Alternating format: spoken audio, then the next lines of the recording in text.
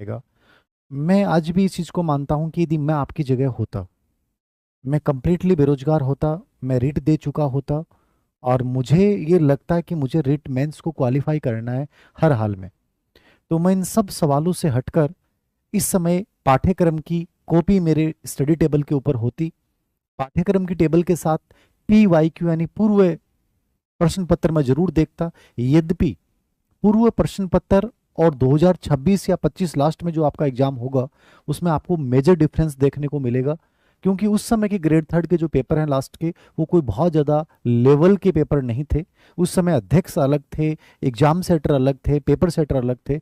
अब मामला कंप्लीटली मुझे लगता है बहुत अलग चेंज होगा। और स्पेशली जो अधीनस्थ सेवा चयन बोर्ड के अध्यक्ष हैं आलोक राज, तो मैं आपको एज ए मेरे व्यूज से बता रहा हूँ कि यदि मैं आपकी जगह होता तो मुझे पता होता कि अधीनस्थ सेवा चयन बोर्ड एग्जाम का आयोजन करवा रहा है। मैं 2025 लास्ट या जनवरी 2026 में मैं इस एग्जाम को देने जा रहा हूं। तो क्या मेरे पास इतना समय है कि मैं इस पूरे पाठ्यक्रम का एनालिसिस कर पाऊं कम से कम 3 बार? मैं इस पूरे पाठ्यक्रम का 3 बार रिवीजन कर पाऊं? यदि मैं आपको ईमानदारी से बोल रहा हूं, जो बात बोल रहा हूं सुनिएगा आराम से, यदि मैं रिट मेंस मुझे देनी है और रिट मेंस देनी नहीं है, मुझे मुझे इसमें सिलेक्शन लेना है सर, 100% सिलेक्शन लेना है। देना अलग चीज होती है, दे आपने बहुत सारे एग्जाम्स दी होंगी और देते रहेंगे। मैं देने वालों की बात ही नहीं करता, मैं नॉर्मल तैयारी करने वालों की बात ही नहीं कर रहा आज के सेशन में। मैं बात कर रहा हूं उन स्टूडेंट्स की जो सच में सिलेक्शन लेना चाहते हैं। वो केवल और केवल वो फॉलो करेंगे जो उनके लिए बहुत जरूरी है। याद रखना, आपकी जिंदगी जो है ना वो पानी का एक गिलास है, और आप पानी के गिलास को कहाँ खर्च कर रहे हो, किस जगह अपनी ऊर्जा दे रहे हो, वही तुम्हारी लाइफ में आउटकम्स उभर के आएगा। यदि उस पानी के गिलास को तुमने गलत जगह पे खर्च कर दिया, तो वो जो सबसे इंपॉर्टेंट पार्ट है जिसके लिए सबसे अधिक जरूरी था पानी, वो जब रह जाएगा ना, तो बाकी तुम कितने ही निष्कर्ष देते रहना, कितने ही बहाने देते रहना, कोई मतलब नहीं है। तो कंप्लीटली आज का ये वीडियो उन बच्चों के लिए समर्पित है जो सच में बनना चाहते हैं, जो बातें नहीं करना चाहते, जो घोषणा नहीं करना चाहते कि सर हम बन जाएंगे, हम जीत जाएंगे। नहीं, मुझे घोषणाएं भी नहीं चाहिए। मुझे ये चाहिए कि आप उस पथ पे निकल चुके हैं, और आप जिस दिन ज्वाइन करेंगे उस दिन तुम्हारी घोषणा अब तक अंदर है, उस दिन तुम्हारी फलीभूत होगी कि सर हमने अंदर अपने आप से कहा था कि हम निकल पड़े हैं, और उस दिन कि आज सर हम घोषणा करते हैं कि ज्वाइन करने जा रहे हैं। मुझे ये घोषणाएं अच्छी लगती हैं। पहले से आप बनावटी मत बनिए, पहले से आप लोगों को मत बताइए क्या कर रहे हैं। सबसे इंपॉर्टेंट चीज है क्लियर पर्पज के साथ, चाहे तुम्हारा रास्ता कितना ही उबड़ खाबड़ क्यों नहीं हो, कितना भी उबड़ खाबड़ क्यों नहीं हो, कोई फर्क नहीं पड़ेगा। याद रखना, कोई फर्क नहीं पड़ेगा। लेकिन यदि रास्ता बहुत खूबसूरत है, एकदम बहुत स्मूथ है, लेकिन चीजों का ये नहीं पता कि मुझे कैसे करना है, क्या करना है, मुझे कैसे पहुंचना है, कितने घंटे कितने टाइम में मैं इस सब से मैनेज कर पाऊंगा, तो कोई मतलब नहीं बनता इस सुंदर रास्ते का। याद रखना, मैं ज्यादा बेटर मानता हूं कि आपका रास्ता रफ है लेकिन तुम्हारा क्लियर पर्पज है, तुम्हारी रणनीति बहुत सटीक है, तुम एक संतुलित चीजों के साथ, हर पार्ट के साथ यदि बैलेंस बना के चल रहे हो, तो तुम्हें कोई नहीं रोक सकता। अब बात करते हैं कि सर क्या लग रहा है आपको, कब विज्ञापन आएगा? देखो, 7,000 की अभ्यर्थना इनके पास है वित्त विभाग की स्वीकृति, लेकिन चूंकि इनको निर्देश है कि संस्कृत शिक्षा विभाग और सामान्य शिक्षा विभाग दोनों को मिला के एक अच्छी भर्ती निकाली जाए, तो एक बड़ी इंफॉर्मेशन आपके लिए पॉजिटिव ये है कि अप्रैल के अंतर्गत डीपीसी हो रही है। ठीक है, अप्रैल के अंतर्गत थर्ड ग्रेड की डीपीसी हो रही है, बहुत बड़ी बात है, याद रखना। और थर्ड ग्रेड की डीपीसी इतने लंबे समय बाद में हो रही है, मतलब काफी सारे पद जो हैं वो खाली होंगे। तो अपन एक उम्मीद कर सकते हैं कि एक अच्छी वैकेंसी आपके सामने आए। 15,000 तो मैं मान रहा था कि 15,000 प्लस वैकेंसी आएंगी, हो सकता है ये संख्या और भी बढ़ जाए। लेकिन थर्ड ग्रेड की डीपीसी होने से ये एक बहुत बड़ी खुशखबरी है जो आज विधानसभा के माध्यम से हमें मिल रही है। तो काफी सारे पद रिक्त होंगे और एक अच्छी वैकेंसी आपको देखने को मिल सकती है, और आपको इसके लिए पॉजिटिव भी रहना चाहिए। और मैं नहीं मानता कि एक अच्छे स्टूडेंट को इस बात पे ध्यान देना चाहिए कि सर कितने पद आएंगे, कौन से आएंगे। मैं ये भी नहीं कहता कि हमें एक ही पद चाहिए। देखो, सबसे बड़ी बात ये है, मोटिवेशन बहुत अलग चीज है। मोटिवेशन आपकी गति को बढ़ा सकता है, आपको आगे बढ़ा सकता है, लेकिन सबसे बड़ी चीज है कि सबसे बड़ा मोटिवेशन मैं तो ये मानता हूं, यदि तुमने डिसिप्लिन के साथ चीजों को किया ना, क्योंकि डिसिप्लिन आपका 80% सिलेक्शन की भूमिका तय कर देता है। और ये सबसे बड़ा मोटिवेशन भी है। मेरे कहने से मोटिवेट मत होना आप। सबसे बड़ी चीज ये कि सर, मैंने जिस दिन आपका एक सेशन किया था उस दिन मैंने एक बात बोली थी कि आप में से कितने लोगों ने सिलेबस निकाला, आप में से कितने लोगों ने सिलेबस निकाला। मैं क्यों एनालिसिस कर रहा हूं, मैंने क्यों हर पेपर निकाला है, मैंने हर क्यों सिंधी का, पंजाबी का, उर्दू का, मैंने हर पेपर का एनालिसिस क्यों किया। यार मुझे अच्छा लगता है कि मेरे स्टूडेंट्स को मैं फायदा दे पाऊं। मुझे पता चलना चाहिए कि साइकोलॉजी कैसे आई, परिदृश्य कैसा आ रहा है, जीके का लेवल क्या आ रहा है, किस पार्ट को कितना वेटेज दिया गया है। इसलिए मैंने ये सिलेबस के प्रिंट आउट जगह जगह लिख रखे हैं, मेरे टेबल पे बिखरे पड़े हैं, दुनिया भर के पेपर बिखरे पड़े हैं। उसका रीजन क्या है, जब ये मैं कर रहा हूं जो ऑलरेडी सक्सेसफुल इंसान है, तुम तो ऑलरेडी अभी बनने की प्रक्रिया में हो, तो तुम्हें तो सबसे पहला काम यही करना था। और तुम्हें किसी से पूछने की जरूरत भी नहीं पड़ती कि धीर सिंह सर कब स्ट्रेटेजी कब बताओगे, कोई जरूरत नहीं है आपको पूछने की। आप खुद अपने आप को जब तक चीजों को तैयार नहीं करोगे, खुद जब तक चीजों का एनालिसिस नहीं करोगे, तब तक बहुत बेहतर रिजल्ट नहीं ला सकते। आज के वीडियो में मैं भी बुक्स के नाम नहीं बताऊंगा, क्योंकि भी बुक्स मार्केट में आई नहीं है ग्रेड 3 की, जो आई है ओल्ड पैटर्न के ऊपर आई है। तो मैं एक बुक्स को लेकर अलग से एक शॉर्ट वीडियो बना दूंगा कि हिंदी के लिए पढ़ें, संस्कृत के लिए पढ़ें, जीके में ये चीजें बहुत बेटर आई हैं, आप इसके लिए पाठ कर लें लेवल फर्स्ट में, इन चीजों को लेकर चलें। आज एक कॉमन वीडियो है जो आपको अभी से इसको फॉलो करना है। फॉलो आपको अच्छा लगे तो फॉलो करना, वरना कोई जरूरी नहीं है। आपको जिसकी रणनीति अच्छी लगे कि यार ये सर अच्छा बता रहे हैं, तो आप इसको फॉलो कीजिए, आपको जैसा लगे। मैं आपकी जगह होता तो मैं अब तक ये चीजें कर चुका होता।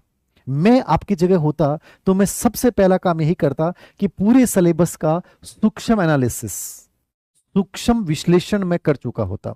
मतलब मेरे दिमाग में चीजें होनी चाहिए। जैसे मैंने बताया कि पिछली बार कंप्यूटर आईसीटी का पार्ट जो आया वो 9वीं 10वीं की किताब से आया, अप्लाइड बेस आया। तो यदि वो 5% मुझे करने हैं तो मुझे थोड़ा सा कंप्यूटर को अप्लाइड बेस पढ़ना पड़ेगा। ये एनालिसिस होता है।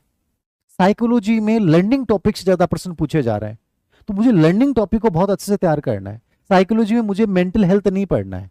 साइकोलॉजी में मुझे आरटी 2000 परिदृश्य में मुझे आरटी 2009 एनईपी 2020 को अच्छे से तैयार करना है। राजस्थान के आरटी 2011 को अच्छे से तैयार करना है। निःशुल्क परिवेश को अच्छे से तैयार करना है, क्योंकि उन पे जरूर प्रश्न आए। नवाचार में मुझे किन चीजों पे ध्यान देना है, नवाचार के टॉपिक बहुत अच्छे हैं। मुझे राजस्थान ज्योग्राफी में कौन सा पार्ट बेटर रहेगा, राजस्थान ज्योग्राफी को मुझे कैसे तैयार करना है। अब आपके सवाल पूरे टाइम वीडियो में चलेंगे, सर 33 जिलों के अकॉर्डिंग पढ़े, 41 जिलों के अकॉर्डिंग पढ़े। जब वर्तमान में बदल चुका है तो आपको 41 जिलों के अकॉर्डिंग पढ़ना है ज्योग्राफी।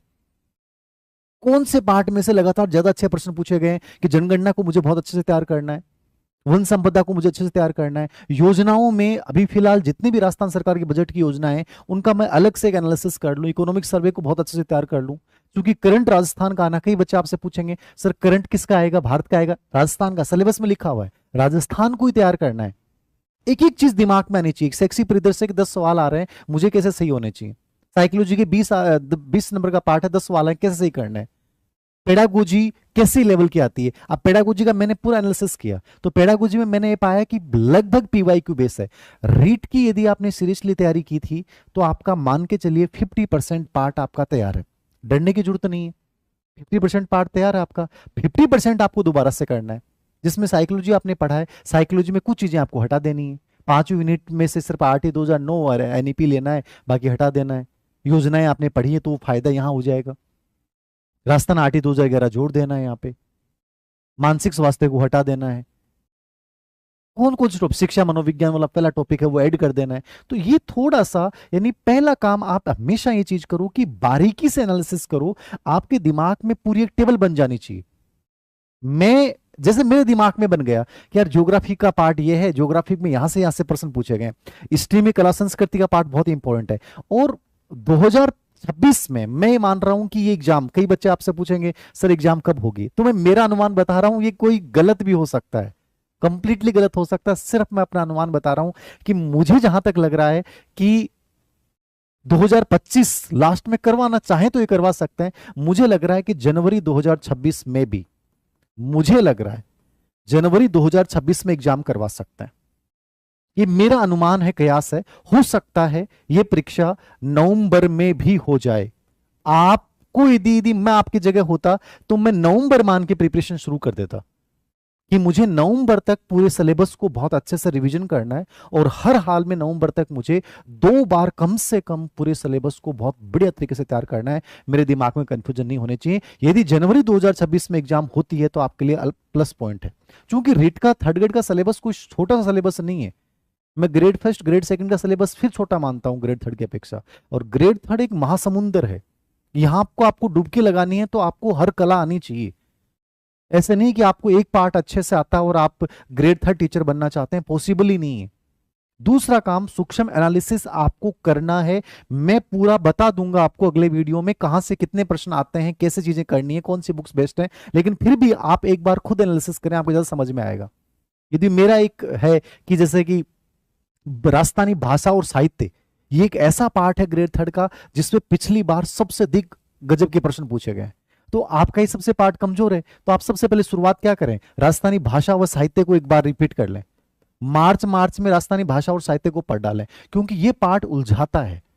तो इसको बहुत अच्छे से तैयार कर लो। ओम जी सर की किताब आई थी राजस्थान कला संस्कृति की, उसमें उन्होंने भाषा साहित्य को बहुत गजब तरीके से डाला है, जिसमें से प्रश्न ग्रेड थर्ड में बाहर नहीं आया था कोई। तो उस प्रकार से एक कोई भी किताब ले लें कला संस्कृति की, उस किताब में भाषा और साहित्य वाले पार्ट को पहले तैयार कर लें। जो पार्ट आपने रीट में नहीं पढ़ा है या अभी जीके में आप जो पार्ट नहीं पढ़ पाए, उसको शुरुआत कीजिए, जिससे कॉन्फिडेंस बढ़ेगा। एक पढ़ने का तरीका बता रहा हूं। तो पाठ्यक्रम का एनालिसिस करें, पहला काम। नंबर 2 पे आप क्या करें, टुकड़ों में बांट लें इसको।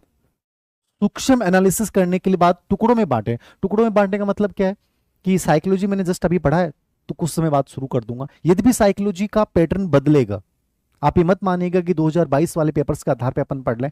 पेपर का लेवल अच्छा आएगा, इसमें कोई डाउट नहीं है। और दिनेश सेवा चयन बोर्ड के अध्यक्ष जो आलोक राज जी हैं, वो बहुत एक्टिव बंदे हैं, वो बहुत ज्यादा इन चीजों को नोट करते हैं। आरएसप्री का पेपर हुआ, उन्हें पता है कैसा हुआ, किस लेवल का है, वो इस सब चीजों को देखते हैं। तो आप मान के चलिएगा कि आपको एक अच्छा लेवल देखने को मिलेगा राजस्थान जीके में भी, साइकोलॉजी में भी, सब्जेक्ट में भी। तो कम मन से तैयार हो जाएं कि मुझे अच्छा पढ़ना है, और तुम ये सोच रहे हो कि तो ये टुकड़ों में एनालिसिस करें, टुकड़ों में बांट दें। क्या साइकोलॉजी इस समय इस पार्ट को ऐसे ध्यान देना है, शैक्षिक परिदृश्य को ऐसे तैयार करना है, आईसीटी में मुझे अप्लाइड बेस थोड़ा सा पढ़ना है, 9वीं 10वीं कंप्यूटर वाली किताब को एक बार आंखों से निकालना है। सब्जेक्ट को मेरे को 6 से 8 तक की, जब तक मार्केट में अच्छी किताबें नहीं आए। तो एक काम करें टुकड़ों में एनालिसिस करते समय कि मैं सब्जेक्ट को 6 से 8 वाली किताबों को तैयार कर लूं। लेवल सेकंड वाले बच्चे जो टॉपिक सिलेबस में है, टू द पॉइंट, उनको अपने नोट्स बना लीजिए, आपके पास टाइम है। और उसके बाद जैसे मैं 20 तारीख के आसपास एक वीडियो बनाऊंगा जिसमें मार्केट में उपलब्ध जो किताबें उनके अकॉर्डिंग एक सजेशन दे दूंगा कि ये किताब थोड़ी सी ठीक है। अभी आप कोई किताब मत खरीदना, कोई गाइड मत खरीदना। आपके पास ऑलरेडी जीके की किताबें हैं, आपके पास साइकोलॉजी वाली किताबें अपने घर अपडेट होके आ रही है थर्ड ग्रेड के लिए, परिदृश्य भी अलग से आएगी, बहुत अपडेट के साथ, बहुत बहुत ही अलग लेवल की किताब आएगी। लेकिन जो भी आपको मार्केट में आपके पास पहली पिछली वाली हैं, तो आप उनसे पढ़ना स्टार्ट कर दीजिए। टीचिंग मेथड का कुछ मत खरीदिए, एक बार सिर्फ पीवाईक्यू बेस्ड टीचिंग मेथड पढ़ लोगे, तैयार कर लोगे, टीचिंग मेथड के प्रश्न गलत नहीं होंगे, याद रखना। तो थोड़ा सा टुकड़ों में बांट लीजिए, पूरे सिलेबस को छोटे टुकड़ों में बांट लीजिए। ऐसे एक पूरा एक ऐसे ब्लॉक्स बनाइए आप पूरे सिलेबस को लेकर, ठीक है। मैं जैसा करता था, स्कूल लेक्चर के समय भी किया, कॉलेज लेक्चर के समय भी किया, टुकड़ों में बांट लिया। यार ये पार्ट है, इसको ऐसे तैयार करना है, इस पार्ट को ऐसे तैयार करना है, इस पार्ट को ऐसे तैयार करना है, और इसको इस समय में तैयार करना है। ये पूरा डायग्राम कॉन्सेप्ट मैप मेरे दिमाग में फीड हो जाता था, सबसे पहले ये काम करता था, और उस टेबल को अपने स्टडी टेबल के ऊपर लगा लेता था। ये दूसरा काम होता था। तीसरा काम आपको ये करना पड़ेगा कि यदि मैं आपकी जगह होता तो क्या करता, मैं पूरे पाठ्यक्रम के अंतर्गत बैलेंस बनाऊंगा, ठीक है। बैलेंस कैसे बनाऊंगा, बैलेंस का मतलब समझ रहे हैं आप क्या कहना चाह रहा हूं। बैलेंस का मतलब ये है कि देखो, ग्रेड लेवल फर्स्ट में आप टीचर बनना चाहते हो तो आपको हर पार्ट को वेटेज देना पड़ेगा। वहां आपकी 5 सब्जेक्ट आपको तैयार करने पड़ेंगे, 5 सब्जेक्ट के आपको टीचिंग मेथड तैयार करने पड़ेंगे, साइकोलॉजी आईसीटी तैयार करनी पड़ेगी, जीके का वेटेज वहां पे बढ़ जाता है। जब लेवल सेकंड में अपन बात करते हैं तो 120 का सब्जेक्ट हो जाता है। तो सब्जेक्ट को आपको बहुत अच्छे से लेवल देना है, लेकिन सब्जेक्ट के साथ चूंकि 50 और 80 नंबर का जीके भी है, जिसमें शैक्षिक परिदृश्य भी शामिल है, ठीक है, 30 नंबर का साइकोलॉजी आईसीटी भी है। तो आपको पूरे पार्ट को एक बैलेंसिंग, ऐसा नहीं है कि जैसे अमूमन करते हैं सर 120 नंबर का सब्जेक्ट है, मैं उसको ढंग से पढ़ लेता हूं, बाकी नहीं। बैलेंस बनाओ। जीके भी आपका बहुत अच्छे लेवल का तैयार होना चाहिए, साइकोलॉजी आईसीटी परिदृश्य भी बहुत अच्छा तैयार करो, और सब्जेक्ट को भी बहुत अच्छे तैयार करो। क्योंकि लेवल फर्स्ट में टीचिंग मेथड का ज्यादा वेटेज बढ़ जाता है, तो वो पीवाईक्यू बेस तैयार कर लें उस चीज को। तो थोड़ा सा बैलेंस बनाएं, ये बहुत बेहतर होगा। तो यानी संयोजन स्थापित कर लें पूरे सिलेबस।